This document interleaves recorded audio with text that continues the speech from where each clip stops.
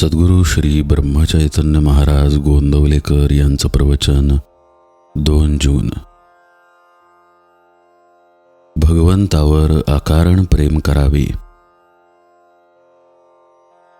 खरोखर जगात आणि लौकिकात आपण अडाणी राहिलो तर काही वाईट नाही.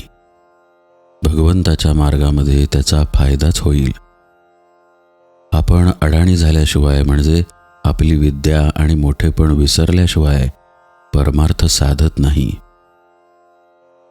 मुलगा गावाला जाताना ज्याप्रमाणे आई त्याला फराळाचे देते, त्याप्रमाणे परमात्मा आपल्याला ज्या परिस्थितीत जन्माला घालतो त्या परिस्थितीत राहण्यासाठी लागणारे समाधानही तो आपल्याला देत असतो.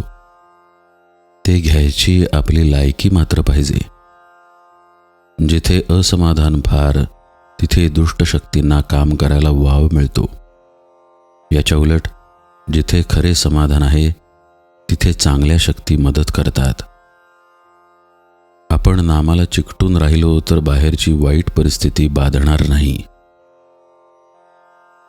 देहाचा मनाशी संबंध आहे आणि मनाचा हृदयाशी संबंध आहे. म्हणून मन नेहमी अगदी समाधानात ठेवावे, म्हणजे प्रकृती चांगली राहून आयुष्य वाढेल. स्वार्थ सुटताना पहिल्याने मनुष्य व्यवहाराच्या चौकटीत बसणार नाही. जो येईल त्याला तो आपलाच म्हणेल.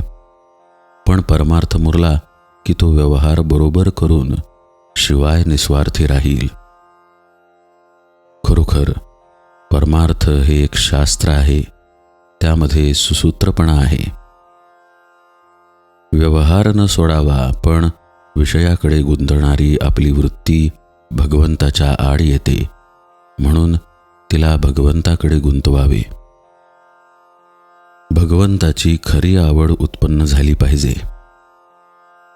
भगवंतावर अकारण प्रेम करणे याचे नाव परमार्थ. परमार्थाला डोके शांत पाहिजे.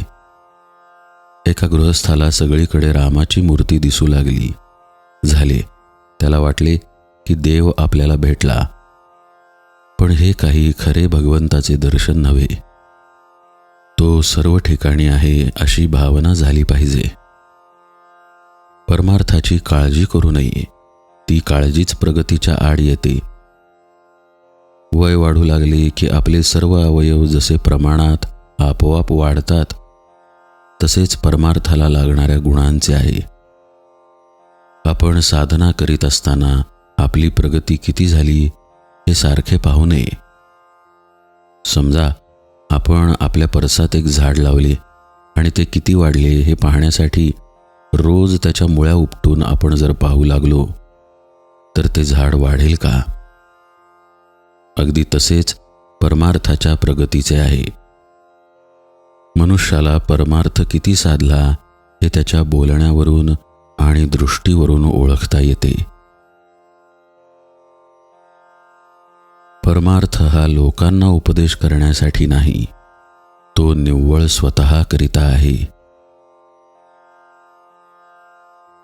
जानकी जीवन स्मरण जय जय राम.